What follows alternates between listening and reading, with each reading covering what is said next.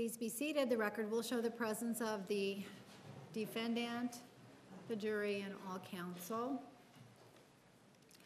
Good morning, ladies and gentlemen. Thank you for your patience this morning. Did any of you see or hear anything about this matter in the media since I last asked you that question? Anything whatsoever? Has anyone attempted to speak with you about this case?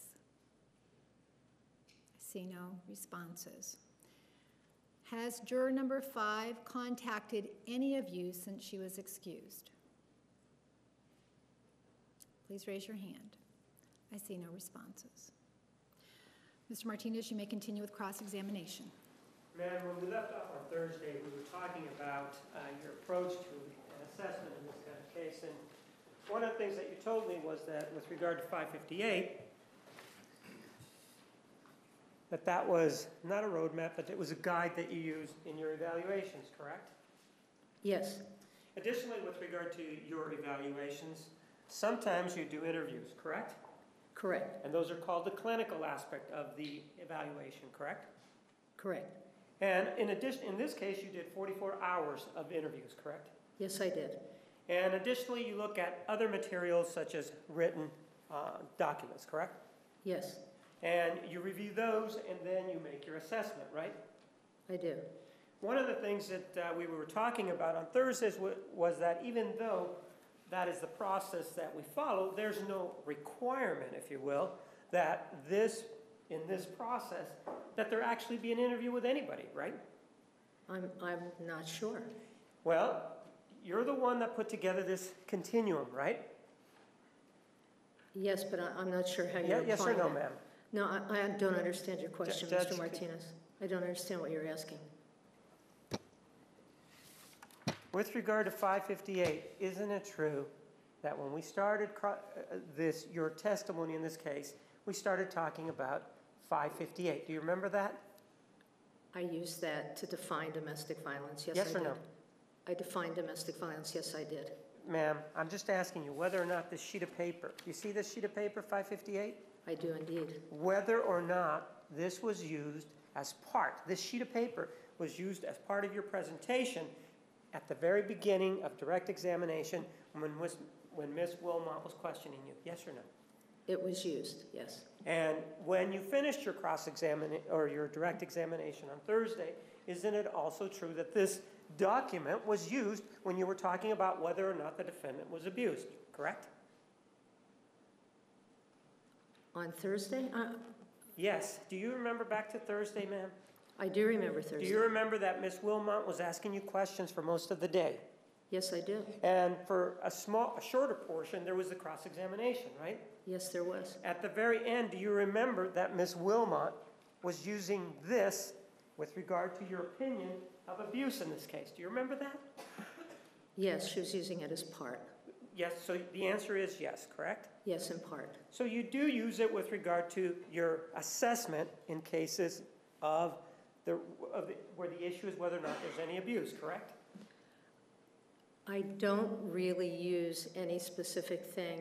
I use that as a guideline, and I don't use it to apply specifically to each case. I use it as a template in describing what domestic violence looks like, Mr. Martinez, and a range of domestic violence. That's how I use it. And I use it in training. And you used it in this case, right?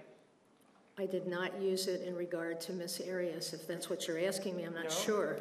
No.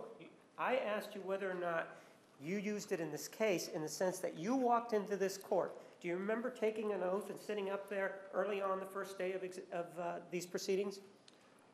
Yes. And during the early part of those proceedings, this exhibit, this continuum of aggression and abuse, was used, wasn't it? It was used as an yes explanation. Or no? It was used as an explanation. Judge, would you instruct the witness to answer, please? She is attempting to answer that question. Ms. LaViolette, can you answer yes or no? It doesn't feel complete, Your Honor, to answer just yes or no. All right, Mr. Martinez. All right then, ma'am. Isn't it true that when you first testified, Exhibit 558, and Ms. Wilmot was asking you questions, it was placed underneath this machine here, and it was broadcast for everybody to see it in the courtroom? Yes or no? That's true. And at the very end, isn't it true that this guide, this template, whatever it is, isn't it true that that was used during the questioning by Ms. Wilmot at the end of your direct examination in this courtroom? Yes or no? Yes, it was. But you're saying you didn't use it for any purpose in this case, right? That's what you're saying now. I'm not saying that, Mr. Martinez. I'm saying I don't use it as exclusively as a diagnostic tool at all. I use it in training and to look at interventions in particular, but it also gives a more complete, and this is why it was used here, a more complete definition of domestic violence and the range of behaviors, and also looking at aggression that happens in otherwise healthy families that don't have patterns of domestic violence. Are you done? Yes, I am. Did you use it in this case, yes or no? Objection as to vagueness. Which aspect of the case? Sustained. Did you use it in this case as part of your presentation to the jury? Yes, I did. Did you use it in this case as part of your assessment of the defendant? Not in particular. Well, then why were we even talking about this Exhibit 558 if it doesn't even apply to this case then, ma'am? It does apply to the case. Well, let me do it this way. If you said you didn't use it with regard to your assessment of the defendant, then what do we even need to look at this if you didn't use it? I use it to look at the range of domestic violence. So in that way, I looked at it. I'm not someone who just lumps a diagnosis. And as I was very clear about, this is a range, it's a continuum. So I use it in that way. It's a framework that I think about. It's something that I use to look at what's happening in a relationship. So in that way, yes, Mr. Martinez, I used it. So nothing in this 558 applies in this case. Is that what you're saying? No, you mischaracterized what I just said. I'm asking you yes or no. Are you telling me, yes or no, that nothing in Exhibit 558 applies as part of your assessment in this case? I think I just answered that question, Is that Mr. yes or no? Martinez. I said that there is a range of behavior, and I used that to look at this case. So what is on this document then was used by you in this case as it applied to the defendant, correct? To a certain degree. So if we want to talk about the defendant's case and we want to talk about how it is that you reach your assessment, by necessity, we can refer to Exhibit 558, right? In a limited way, sure. So that's a yes, correct? Objection is characterized as her answer. Overruled. Is that yes or no? You can. And in this case, you also went through a number of answers to the questions, and you talked about the first column, and you also talked to the column to the end, didn't you? I talked about all the columns. Yes, you Yes. talked about every one of them in this presentation when you testified, correct? Yes, I did. And ma'am, one of the things that we talked about that in the context of whether or not Snow White was a battered woman, right? That's how it started, right? I think we spent a lot of time talking about that. Is that yes or no? That is, yes, we spent a lot of time talking Ma'am. about that. Did I ask you if we spent a lot of time on it? I'm just trying to give you a more Ma'am. effective answer. Judge, would you please ask the... Ms. LaViolette, listen carefully to the question and try to answer the question you are being asked. Okay. Did we discuss this in connection with whether or not Snow White was a battered woman? Do you remember that? Yes. And with regard to that, in fact, you spoke about that back in Los Angeles in 2010. That's what your CV shows us, right? Yes. And in fact, that was a keynote address back in 2010, right? Yes. And so if you being the keynote speaker there, you discussed issues involving whether or not this applied in connection with Snow White, right? No, I did not. So, but you did deliver this keynote speech back in 2010, right? It had nothing to do with this particular All right. continuum. It had nothing to do with this particular aspect, but it did have to do with whether or not Snow White was a battered woman, right? I think I said that that was a catchy title, Right. and I used the catchy title. Right, but it was in connection to that catchy title, right?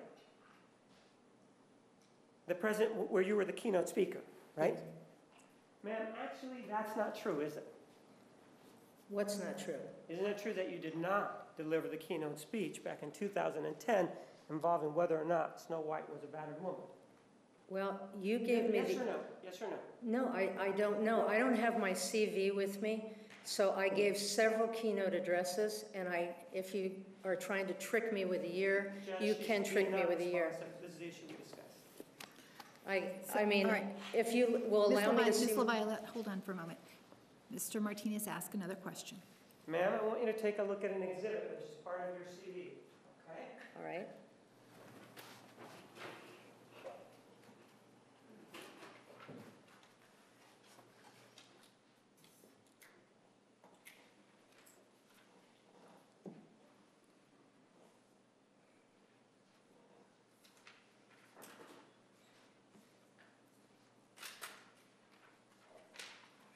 Please take a look at it and see if this is not page 3 of 34 of your CD. This is exhibit 596.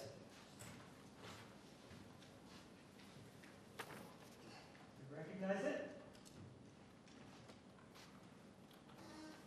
Yes? And that is a true and accurate copy of that particular page, correct? Yes. Well, it's, yeah, part of it's of that page. If I may have it back. So, I move for the admission of exhibit 596.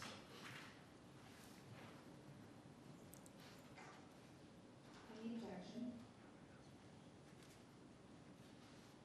Yes, Judge, we'd object unless the entire CD comes in. Approach, please.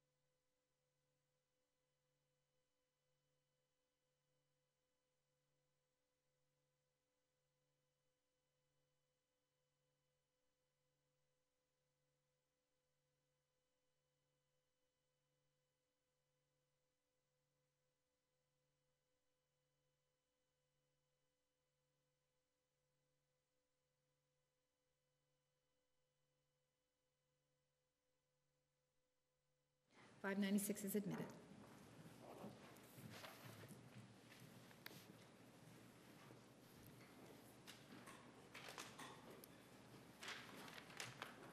Exhibit 596, let's take a look at it. And specifically, at the top, it does say keynote addresses, correct? Yes, it does. At the bottom, it talks about Los Angeles, California, ICAN conference with Snow White, a battered woman, correct? Correct.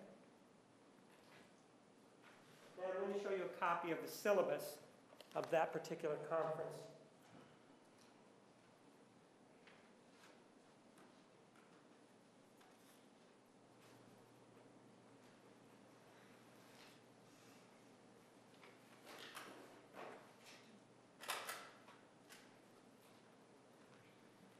Please take a look at it. Specifically, take a look at page 3.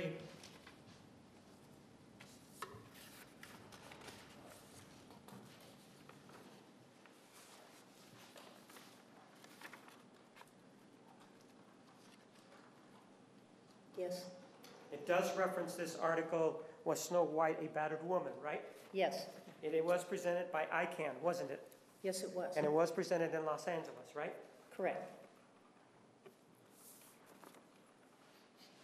And this is the syllabus that went with it, right? That's Or not the a, class schedule. that's just a schedule. There's no syllabus Okay, there. this was the schedule, okay. I move for the admission of Exhibit 597.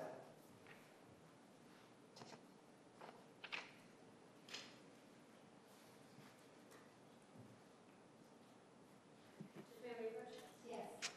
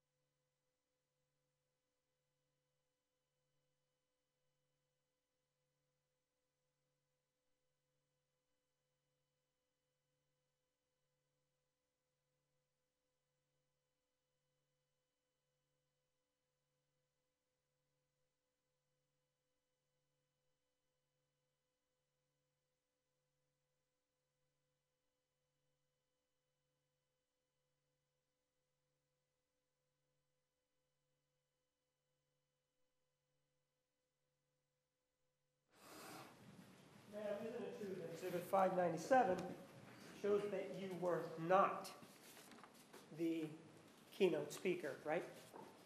I was in Las Vegas. I'm not asking about Las Vegas, I'm asking about Los Angeles, ma'am. Isn't it true that you were not the keynote speaker? It was considered a keynote, there were considered keynote panels, and I was Judge, on would you one of instruct the those. witness to answer, please? She is answering, Judge. Overruled. You may continue. I was asked to do, there were keynote breakouts, and I was a keynote breakout speaker. And it wasn't the person who was the plenary, no, but it was considered a keynote breakout. Ma'am, the keynote speaker actually was somebody by the name of Catherine S. Connell, correct? Yes, And you were just part of Studio 3, where people came by to listen to you in the breakout seminars, correct? it was considered a ma'am. keynote breakout, Mr. Martinez, that's why it's listed in keynote. In your exhibit number 596, does it say keynote breakout addresses? No, it doesn't. So this only talks about keynote addresses, right? I guess, I put keynote breakouts, I Yeah. didn't, Ma'am, with regard to keynote, you're the one that put this exhibit together, yes or no? yes. Your CV is something that you control what goes into it, right? Keynote breakouts Ma'am, are listed Judge, with she's not answering keynotes. again. Overruled. Continue your response. Keynote breakouts are listed with keynotes. I- Because they're listed in the program as keynote breakouts. So that's why I listed as a keynote. I'm not trying to misrepresent myself, Mr. Martinez, Judge- if that's what you're implying. Then I That's move- not what I'm doing. Then I move for the admission of exhibit 597 based on the fact that she said keynote breakouts. No. All right, 597 is admitted.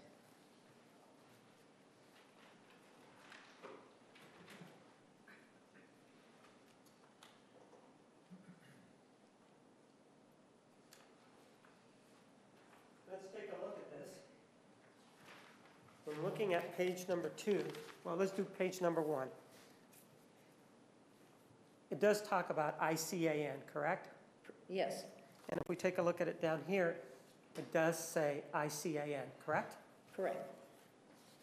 Then this indicates on page 3 that from 9:30 to 11 there was a keynote speaker, right? Right.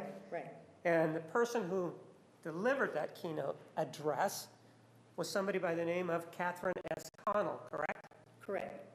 Your name's not on there, correct? Correct. And then you said, well, I delivered the keynote speech in the plenary sections. That's what you said, right? No, I didn't. I was the keynote in a breakout session, in a studio session, it was called. All right, and if we then take a look at the breakout seminars, does it say keynote speaker in the breakout? No, It just says that you're the person that's presenting that in this studio number 3, correct? that's the way it was. You're implying that I think that I'm lying about what I do, and I don't lie about what I do, Mr. Martinez. Ma'am, I'm not implying. I'm indicating that you're misrepresenting what you indicated here in exhibit number 596. I was told. Ma'am, let me finish my question, please. Sure. I'm not implying anything. I'm indicating that you misrepresented the fact that you were the keynote speaker with regard to this, was Snow White a battered woman? Because 597 indicates otherwise, doesn't it? And 597 is this one. Yes or no? The, Objection, compound. Restate your question. Is the portion of the CV that we're talking about, which is 596, is it accurate when it indicates that in Los Angeles, California, in 2010, you were the keynote speaker involving this, was Snow White a battered woman? Yes or no? I was the keynote breakout, according to Deanne Tilton, who was the director of ICANN, Mr. Martinez. I'm not asking about anybody else. I'm just asking whether or not you believe that this says that you were the keynote speaker at a breakout session. A keynote. It doesn't say that. No, it does not say that on there. Ma'am, and one of the things that you seemed to indicate was that you really don't need to use Exhibit 558 when you're reaching your assessment, right? It's a frame of mind. I understand it's a frame of mind.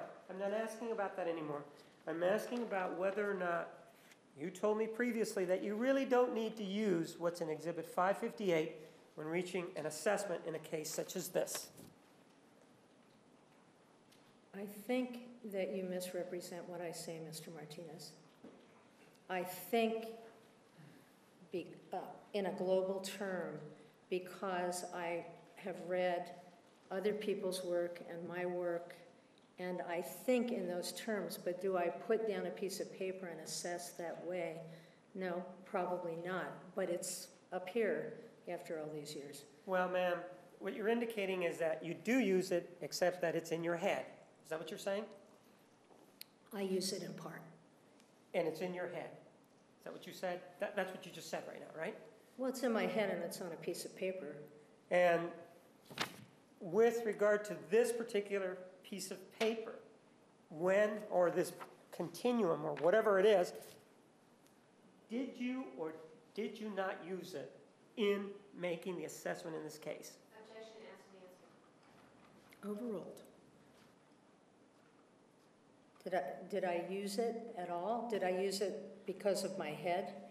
Because of what's in my head? Did you use it? That's my question. I used my way of thinking, which includes that. And so if we take a look at Exhibit 558, it would reflect what's in your head, is what you're telling us, correct? It would reflect part of what's in my head. And nowhere and you didn't write a report in this case, correct? No, You spent 44 hours, you reviewed a number of written documents, but you didn't put anything in writing, correct? no, I did not. And in your approach, nowhere are you required, for example, to talk to anybody in reaching an assessment, are you? You're not restricted in that fashion, are you? I'm not sure. Required by whom? By your approach. Your approach does not require you to talk to anybody or conduct any interviews in making an assessment as to whether or not there was any abuse, right? I was limited in what I could look at. I'm not asking you if you were limited, ma'am. I'm asking you whether or not this approach that we've been talking about, the one that you've told us in the courtroom over these days, isn't it true that that approach does not require you to talk to anybody or interview anybody before you reach your conclusion? That's not how I work. I'm not asking you if that's how you work. Well, you say that's not how you work, right? That's what you just said, right? That's not how I generally work. I generally do interviews. Well, But- with regard to, for example, Shatanya Lay, do you remember that you gave us an opinion about what you thought about Shatanya Lay and Mr. Alexander? Do you Yes, remember I saying did. that? Yes, You I did. didn't talk to Shatanya Lay as part of your opinion about what was going on between her and Mr. Alexander, did you? No, I read what they wrote. Right. So what I'm saying is you're not required under your approach to talk to anybody before you give us an opinion, right? Two things. Not necessarily my approach, and secondly, what I am given that I am able to review that I find credible. I'm not asking about that. You're willing to come into court like you did last Thursday in the morning and part of the afternoon and give an opinion about a relationship involving people such as Mr. Alexander and Shatanya Lay without talking to Shatanya Lay and without talking to Travis Alexander, correct? I looked at far more than that, Mr. Martinez. I'm not asking you what you looked at. I'm asking you whether or not you rendered an opinion in this courtroom about Shatanya Lee and Travis Alexander's relationship without talking to either of them. That's all I'm asking. I did not speak to either of them. But you did give us an opinion, didn't you? on, Whatever you gave us an opinion. You did give us an opinion, didn't you? I gave an opinion within a context, Mr. Martinez, and I think that's important.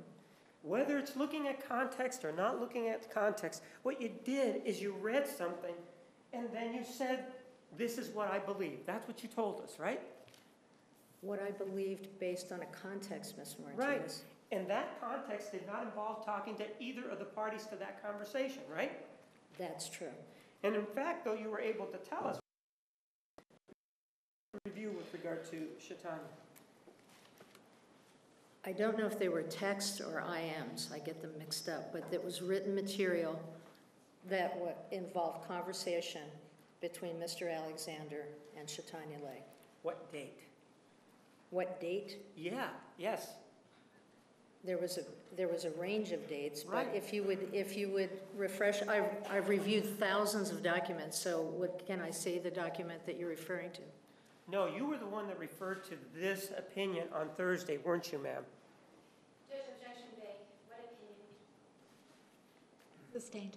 Ma'am, you told us that Chaitanya Lay was vulnerable. Didn't you tell us that on Thursday as it involved her relationship with Mr. Alexander? Do you remember telling us that? Yes.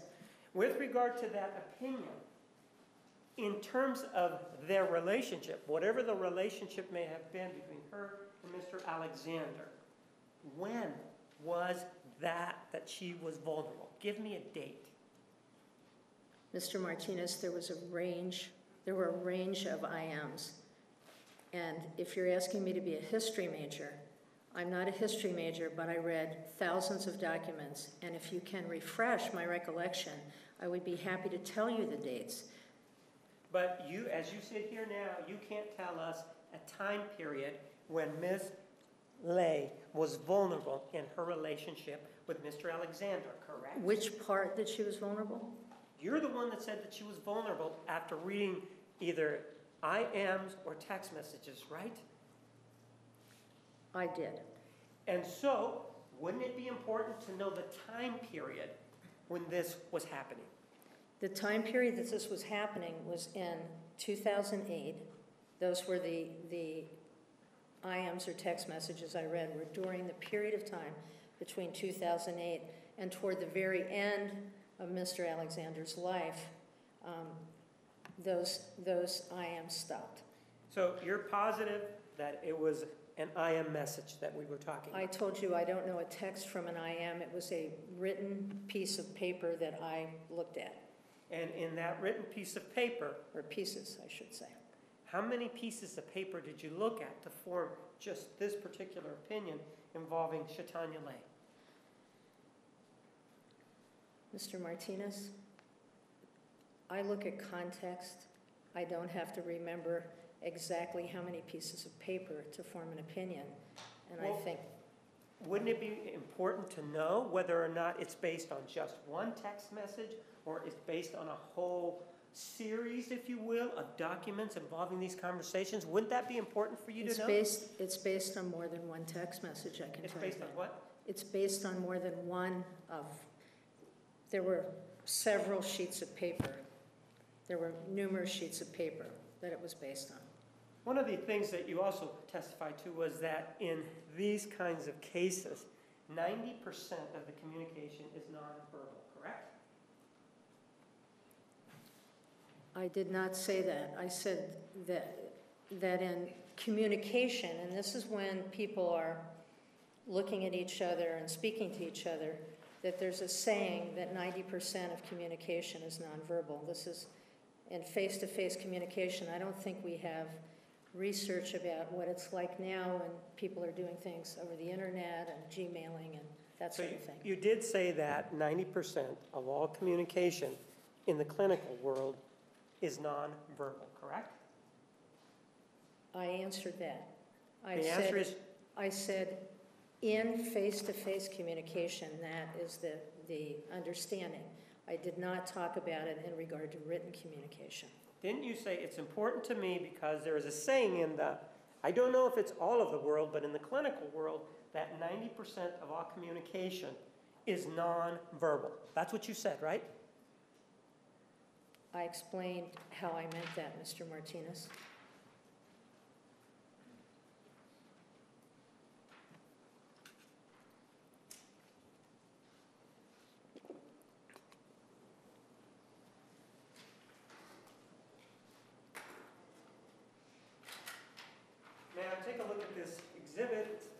595, look at the top. You can read all of it and see whether or not those words came out of your mouth earlier in the proceedings. I don't doubt that those words, Ma'am, please take a look at it. Please read that for me. Mr. Martinez, I think you said it was 595. It's 598. 598, I'm sorry.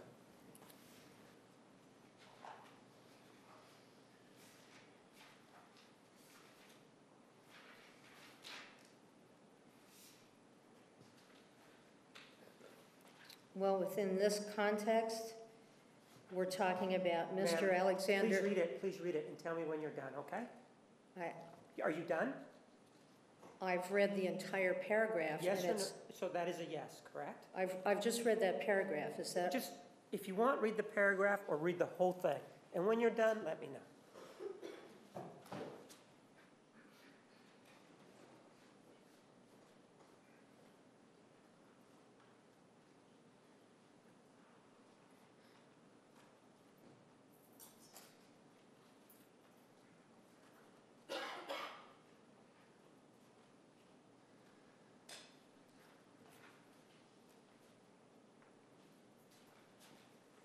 All right, may I have it back, please? Yes.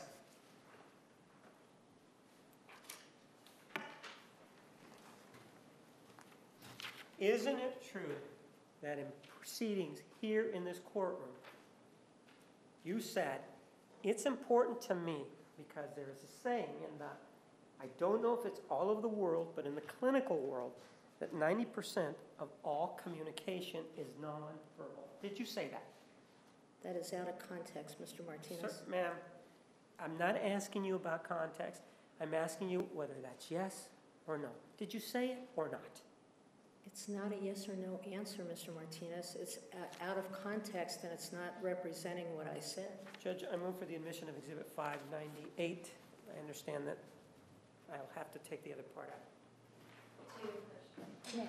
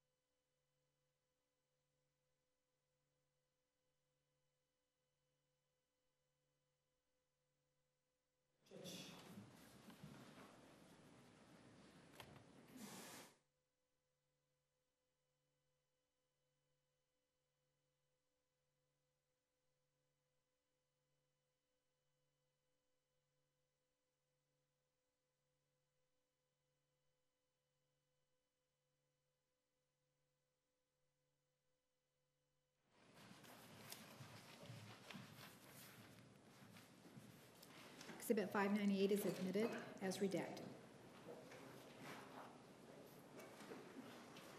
So I'm going to take a look at Exhibit 598.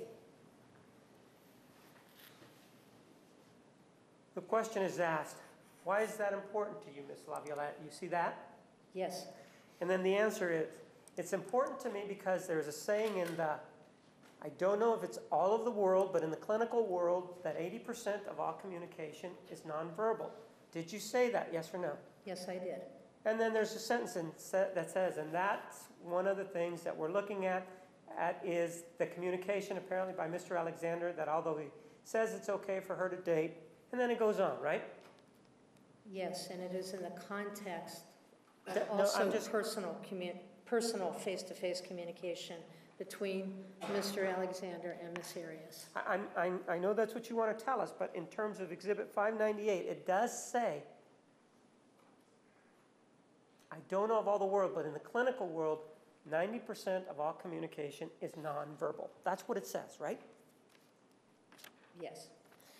And if we are applying that to the conversation involving Shatanya Lay and to Mr. Alexander that you told us about last Thursday, that would mean that you were 90% wrong because there was no, you weren't able to look at the nonverbal communication, were you? That's quite an extrapolation, Mr. Martinez. Is that yes or no? That's no. And in fact, it's important to look at what the people are doing, is what you're saying, the way their bodies are when they're saying things, right? That's true in a face-to-face. You can't do the same thing when you've got written communication. But if the written communication is consistent over time between numerous parties, it's consistent. I don't know what else to say, Mr. Martinez. But in communications where there are people talking, for example, in text messages, you would agree that you can't see their faces, right? You don't know what their faces look like, correct? No. No, you can? Or no, you can't? You can or can't? I can't see their faces, no.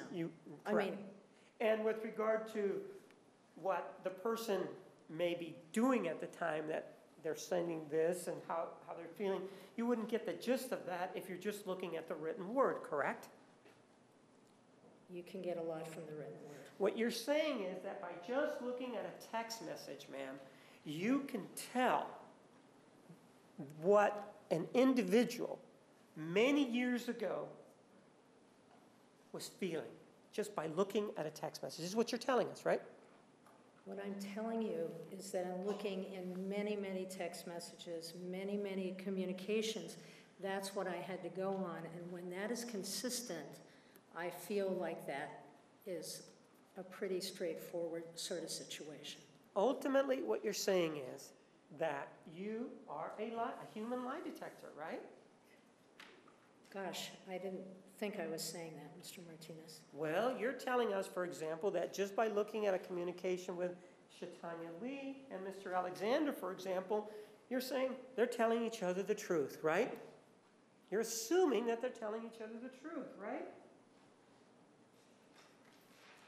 Based on many other communications. It's part of a context, Mr. Martinez. I've said that several times, and that's really what I mean, is I look at a context of behaviors. I don't look at an isolated situation. It's always about pattern when you're looking at this. And when you say context of behaviors with regard to this as an example, Shatanya Lee and Mr. Alexander, what you're talking about is reading, right? That I'm reading. Yes. Yes, I'm reading. Right, you're not observing them any other place other than what is in the printed word, right? Yes. And what you're doing is perhaps in your office or wherever is you're looking at this and you're saying, I'm going to pass judgment on what is going on in this particular conversation without talking to anybody that's involved, right? I think you're mischaracterizing me. Well, did you talk to Shatanya Lee? No, but excuse me, I looked at, once again, Mr. Martinez, it's context. It's not this one conversation. I think that's important for people to hear, that it's about patterns and it's about context. It's not about one conversation with one person. The point, ma'am, is this. With regard to what you may interpret as being vulnerable, could be meant as a joke by Miss Lay, and you wouldn't know it because you're not privy to what was going on at exactly that time that it was going on and couldn't see the faces. Wouldn't you agree? Well, she stopped communicating with him after he talked about joking about, or whatever, about suicide. Apparently, she took it in a certain way and stopped communicating with him and was upset by it. So, yes, part of what I'm looking at is her reaction and the fact that she stopped making communication and he continued. She stopped communicating with him via text message, correct? Correct. You don't know if they called each other on the telephone, do you? No, I don't. You don't know what it was that they were saying on the telephone, if they in fact called each other, right? I know that he Yes or pressed, no? I know that he pressed for communication via text, and she did not communicate. That's what I know. That's what you're saying, but you don't know whether or not she relented at some point and called him. You don't know that, right? No, I don't, Mr. Martinez. So you're just restricted by the written word as it applies to her, right? Yes. And with regard to Reagan, do you remember Reagan? Yes, I do.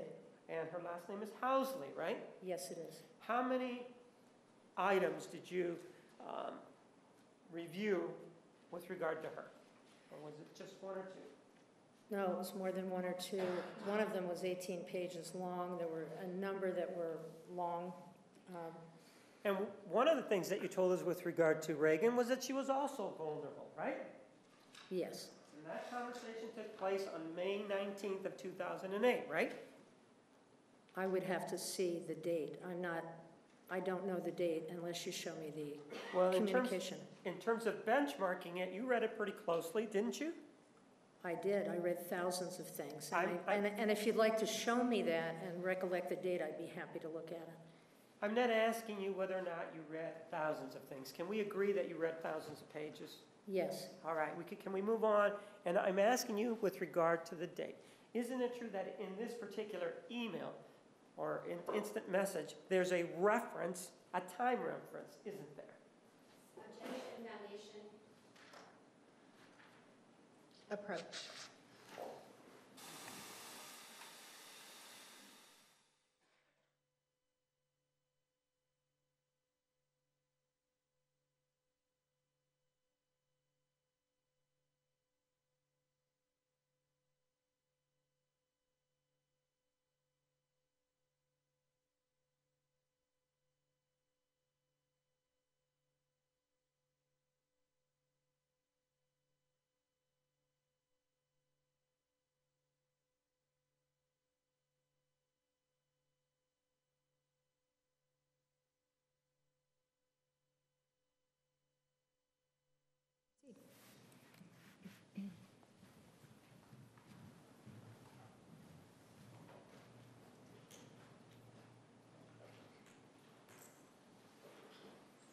Ma'am, I'm going to mark an exhibit, and it has a highlighted portion of it.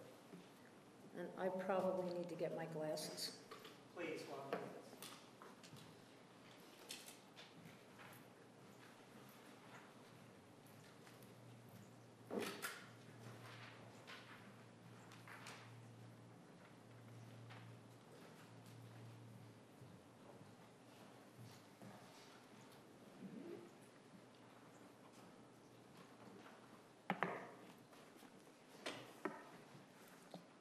Take a look at Exhibit 599 and the highlighted portion as to the date and the time. Just the highlighted portion. All right. If I may have it back. Does that refresh your recollection as to the conversation involving Ms. Housley and Mr. Alexander where she was vulnerable? No, it does not. There were numerous about that same time. There were numerous conversations. So without looking directly at it, I would not be able to say this particular conversation happened on the 19th of May. No, I would not. Well, you indicated to us, at least when you talked about their relationship, was that in terms of Ms. Housley, one of the things that you told us about her was that she was vulnerable, right? She was anorexic. You used the term vulnerable, didn't Yes, yes, I did. you? And you also are now telling us what she said was that she was anorexic, right? Objection, Judge, may we approach? Yes, may we approach?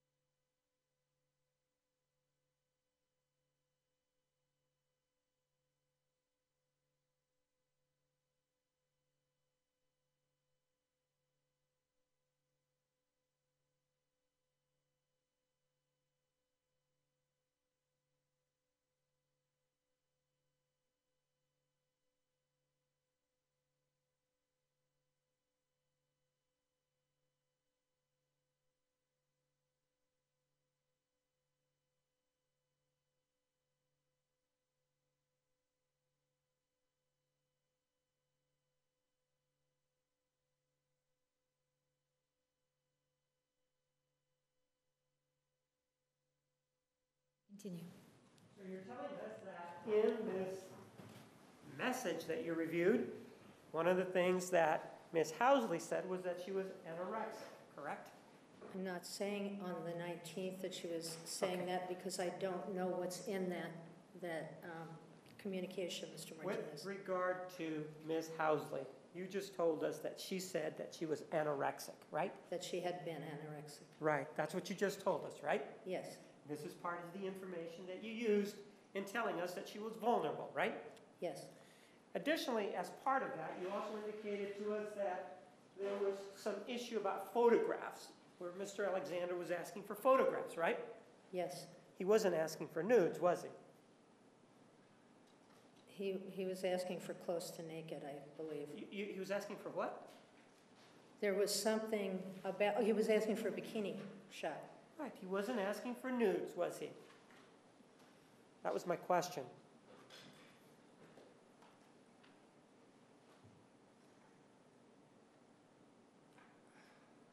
With one, he was asking close to naked, and I don't remember if that was Reagan Housley or not. So you can't, as you sit here, when you say that he was asking for photographs, you can't tell us either way whether or not they were nudes or not, right? They were definitely bikini. So you're saying that they were bikini shots then? Yes, And that's based on what you read, right? yes, And with regard to that conversation, one of the things that came up was that the defendant was Mr. Alexander Stalker, right? yes, And with regard to that conversation, the events involving the stalking were discussed, yes or no? yes. There were a couple of Yes or no? events. Yes They or were- no? They were yes. discussed, weren't they? Yes, Previously, when you were asked by Ms. Wilmot about that, you said, I see no evidence whatsoever about stalking. Do you remember saying that? I still don't. I understand. So you still don't see that even though they are referenced in that message, right? I don't see that based on Mr. Travis's behavior toward Miss Arias. Stalking is a different ballgame, and it's a pattern of behavior, and it's a pattern that usually creates fear in the person that's being stalked, and so I don't see that with Mr. Alexander as he continues to connect with Miss Arias. Isn't it true that when you just said fear, isn't it true that Mr. Alexander was extremely fearful of the defendant based on what was said in that conversation? I don't get that based on what I'm looking at. Once again, Mr. Martinez, you're asking me to look at something that's isolated as opposed to looking at the context of what we're talking about. You had no problem telling us, for example, that Ms. Housley was anorexic, right? Well, she said You- that. Right. So you believed her, right? I believed her because she talked about lots of body image Right. issues. yeah. Right, but you still believed what was being said. You never actually got a photograph of her, did you? No, I did not. You never saw any medical records involving her, right? No, I did not. You're basing it just on what was said in that message, right?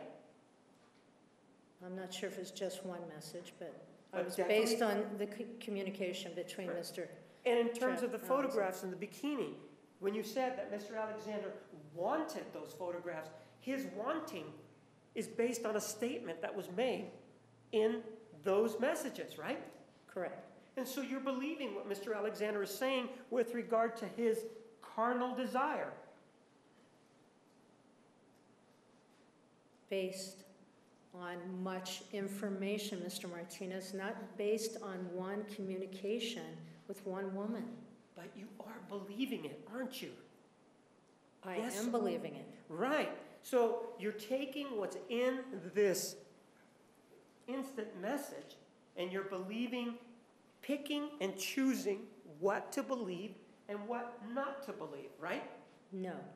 Well, in this instant message, isn't it true that without telling me what is said, isn't it true that Mr. Alexander talks and uses the word stalking as it applies to the defendant?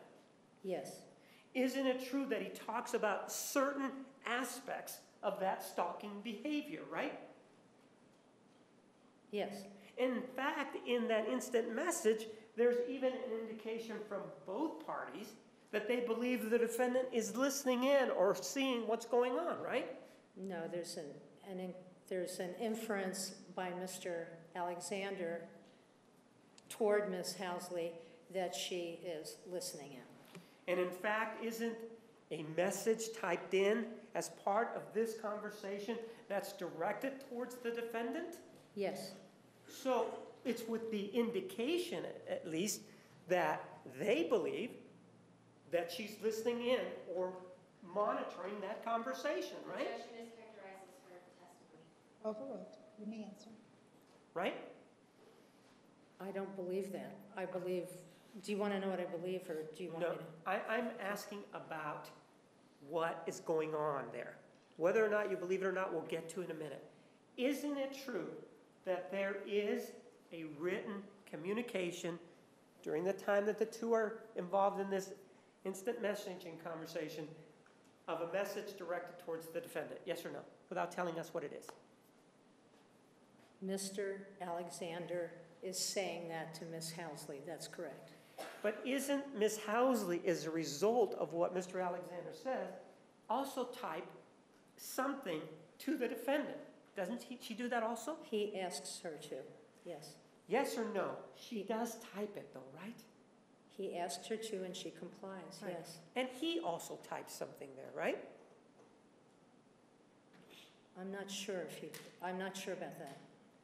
And as part of that same conversation that we're talking about, this is the one that you use in part to talk about the fact that he was flirtatious, right? In that conversation, right?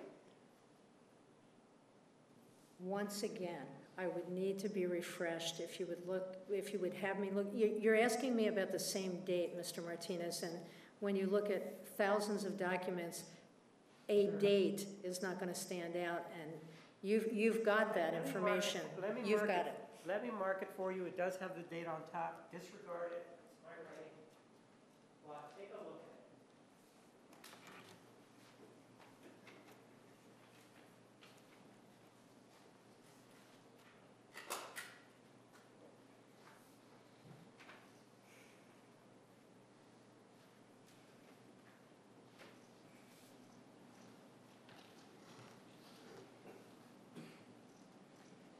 Take a look at it.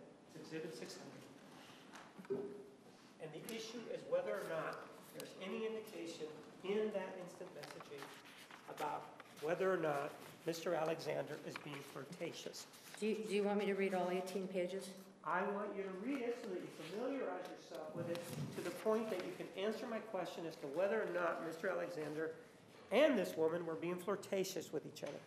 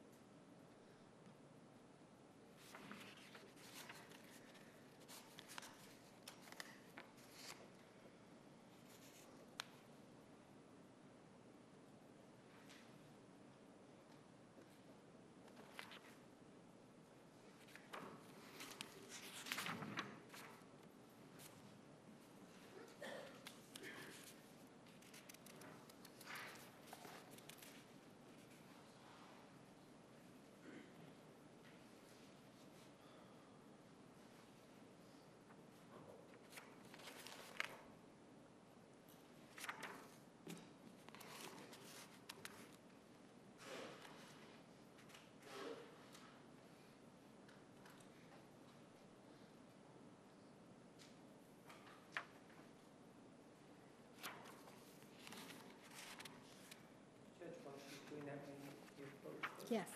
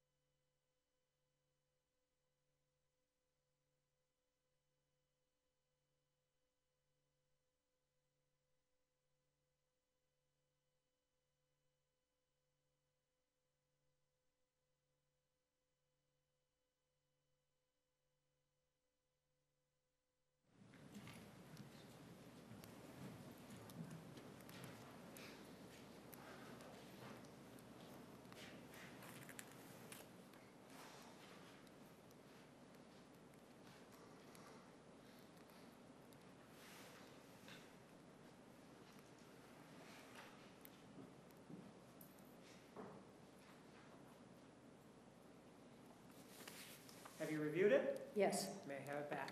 sure. Are there any indications there of the flirtatious aspect of their relationship? Yes, So that's included in there in terms of the issue of vulnerability as well as the photographs. And you've chosen to believe those because that's what you presented to us last Thursday, right? based on context, Mr. Martinez. Judge, based it's on- a yes or no question. Next question. We understand that it's context-based, but you have chosen to believe that in this conversation, you have chosen to believe that they are being flirtatious with each other, right? They're talking about boobs and libido Ma'am, and sex. Judge, and- she's just not responding. Sustained. Listen Ma'am. carefully to the question. Yes, You've chosen to believe that. You've also chosen to believe that she's anorexic, right? she states that. And you've also chosen to believe this thing about the photographs. Well, when you say that she states that, you've chosen to believe it, right? You told us about it just now, right? There's quite a discussion about it in the email. So is it yes, you did believe it? Yes, I did believe it. And so you've Recovering anorexia. And you've also chosen to believe this issue involving the photographs, right? That he asked for a photograph, correct? Yes, Right? You now know that, right? I didn't see We'll move that on, in this. we'll move Okay, on. okay. And yet, when we come to the issue of the stalking, you have chosen not to believe Mr. Alexander when he says that because of the defendant's stalking behavior, he is extremely afraid of her. You've chosen not to believe that. Based on his behavior toward Miss Arias. Sure, but you've chosen not to believe it even though he's written it down. He's written that he is afraid and he, Judge, you indicated that she shouldn't say what's in there, but Can you answer the question without referring to what is written on the page?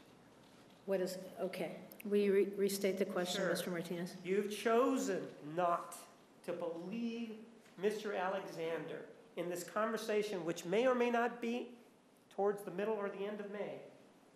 You've chosen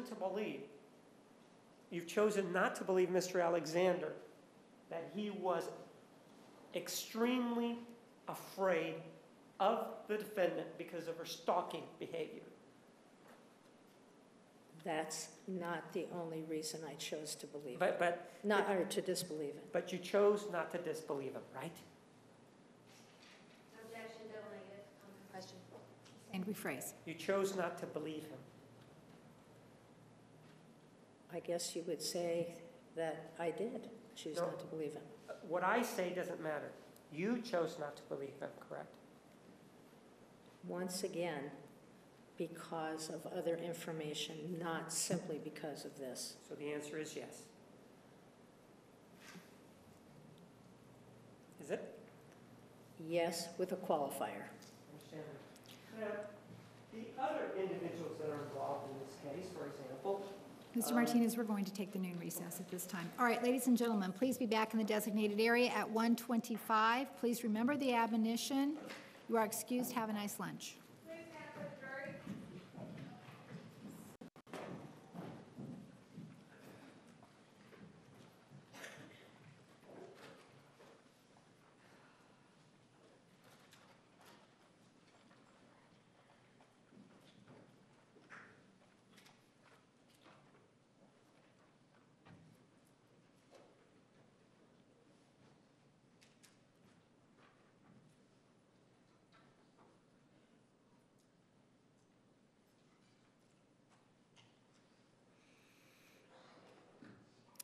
The record will show the jury has left the courtroom. Ms. LaViolette, you may step down. Counsel, anything else? yes,